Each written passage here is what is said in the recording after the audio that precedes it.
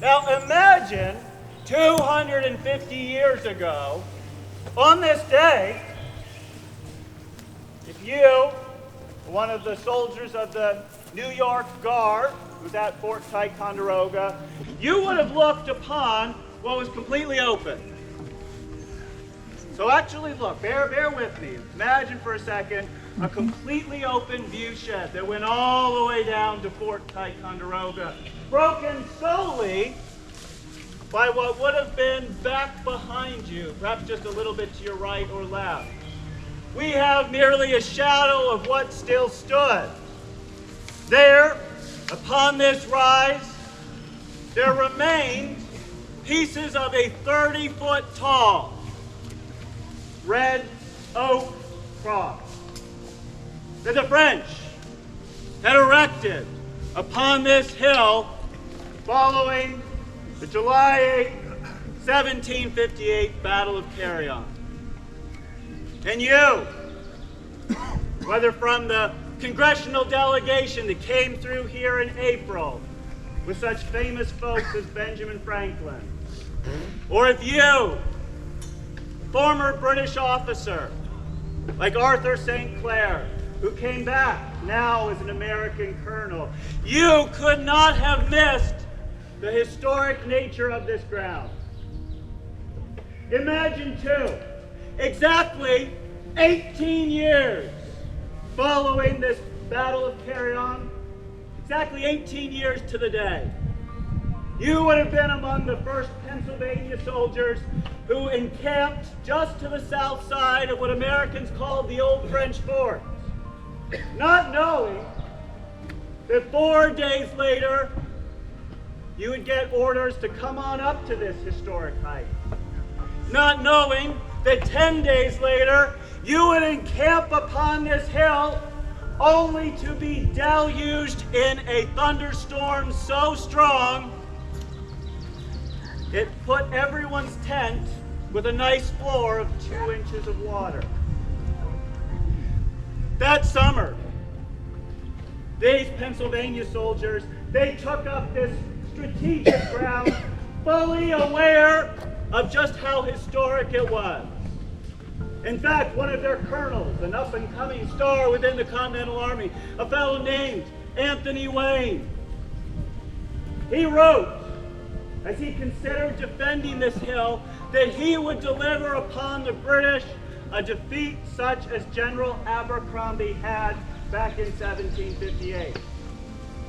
Just as we walk historic ground today, those who fought in our war for independence realized the historic nature of everywhere they stood.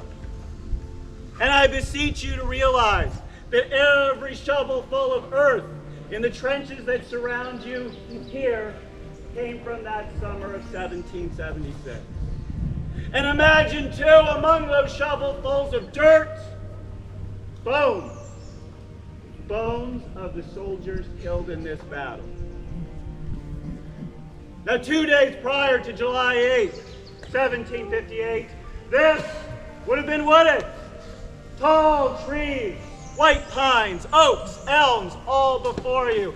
And over 48 hours, indeed, French soldiers had cut down all of the trees before you, leaving a sea of stumps. Behind you, a breastwork of logs 8 feet high, and the tops of those proud trees arrayed out as an abatis, obscuring these lines behind them from view, an easy passage up onto those log walls. Imagine if you were a British soldier, including the roughly 1,000 soldiers of the 42nd, now Royal Highland Regiment of the British Army. You, as you advanced from your camp at Lake George towards here, midday, you would have heard the rumblings of cannons from the fort as French gunners stopped artillery that was supposed to land and fire upon this French position, not knowing the significance of these shots. Now General Abercrombie, the British commander, as he sent forward columns from 3 sides of this French position, all of them running into that abattis. None of them being able to get forward to the log breastwork behind it, even though they outnumbered the French more than 4-1. As Abercrombie's frustration pivoted over to desperation, he sent out waves of Massachusetts soldiers, recently raised, ill-trained, many of them, like a young David Perry, merely huddled behind stumps as swarms of bullets flew over him. Yet in the waning hours of the day, the last series of charges would be against the French right, the British left. Back behind you, and you'll have to trust me that it's there, back behind you in the woods, the remains of the French lines of 1776, which at that time and still today surmounted what is a nearly sheer stone cliff. This, the French right, guarded by soldiers of the Highland and the Royal Regiment. And as they would have seen coming out of the afternoon sun, coming in just off from the west there, what they saw was the entire 42nd Royal Highland Regiment.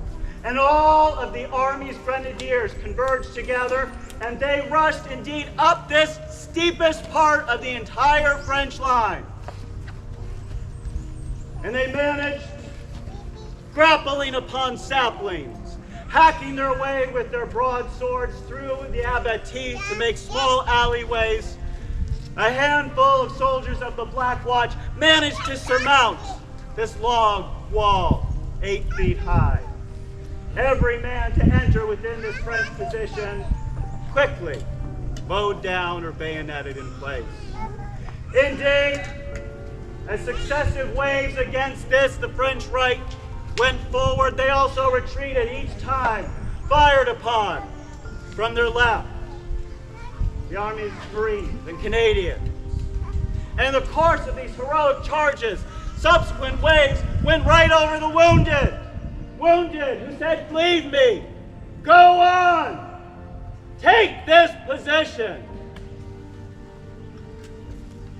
And yet out of it, an exercise of heroics, though not success, of a battalion of nearly 1,000 men, more than 500 did not leave that field. Over on this, the French right. Now we'll be into this. Imagine in 1776, you trod this ground, knowing that once again, you stood on the crossroads of history on ground that had been decisive before. Now imagine today, we stand by this,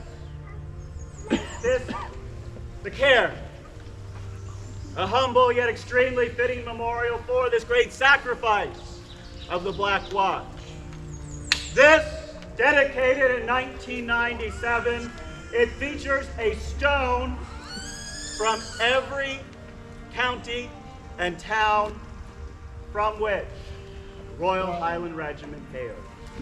And indeed to commemorate, as the 7th Battalion of the Black Watch came off their final rotation as the Guard of Hong Kong, they could have gone the short way, but they took the long way to come through Ticonderoga and to personally dedicate this memorial where it stands today. Now this memorial, befitting a whole generation of trauma, of war, this is an empty void.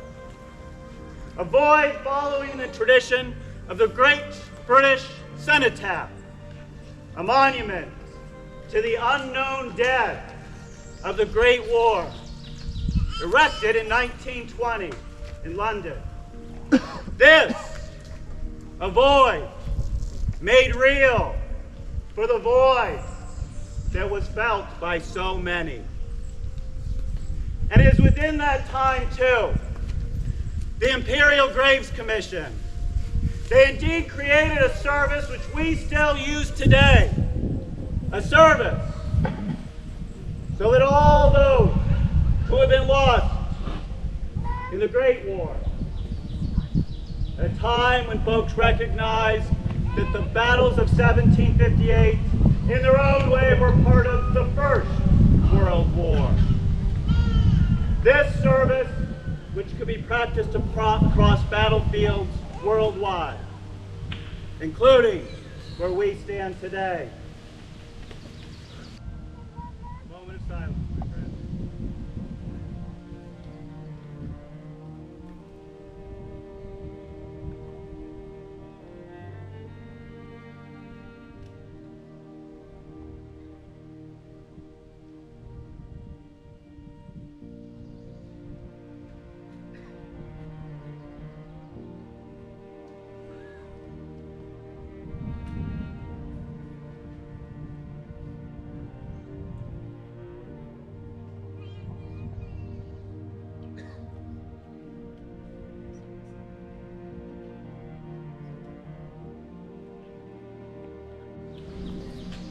They shall not grow old, as we that are left grow old. Age shall not weary them, nor the years condemn. At the going down of the sun, and in the morning, we will remember them.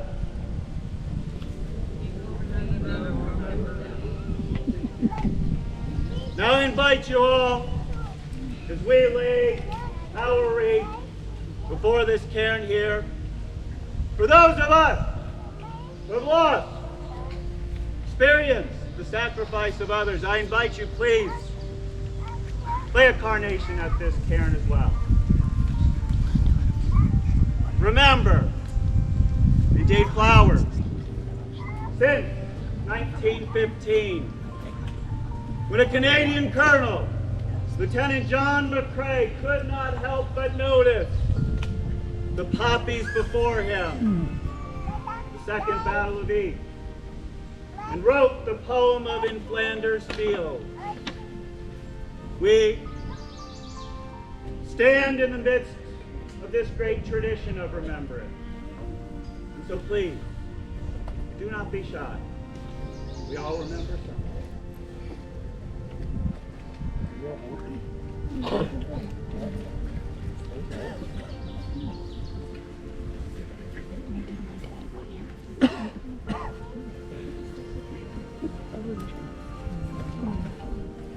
I'm giving my hand a break.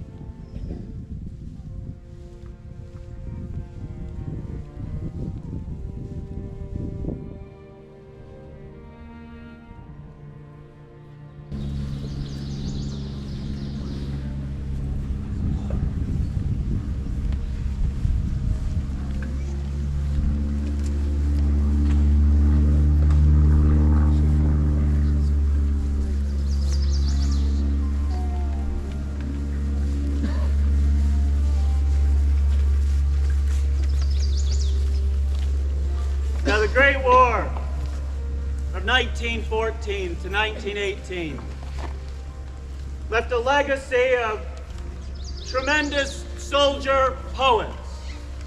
Wilfred Owen, Siegfried Sassoon, who leave words to capture the horror, the comradeship, and indeed the deep, harrowing sadness of war. For this the 18th century, we have but a handful of soldier poets. And day one, perhaps my favorite, leaves words, the authentic words of what a real British soldier thought of his service. Indeed, John Hawthorne, of the Enniskilling Dragoons, he closed out the poem about the mundane details of a cavalryman's life with this note: what should be first is now the latter thing. I mean the duty that you owe your king. If you be called where dreadful cannons roar, mists of smoke and fields of purple gore, yet be assured that all-seeing heaven to every bullet has its billet given. Fight bravely on. You have a noble cause. Your king and country, your liberties and laws. And if you fall, each tongue your fame will tell. There lies the man that for his country fell. My friends, I want to thank you for making the march up here, joining me as we remember one of Ticonderoga's most famous moments. Joining us as we both remember and indeed celebrate the contribution of Scottish heritage here at Ticonderoga and across so many aspects of North America.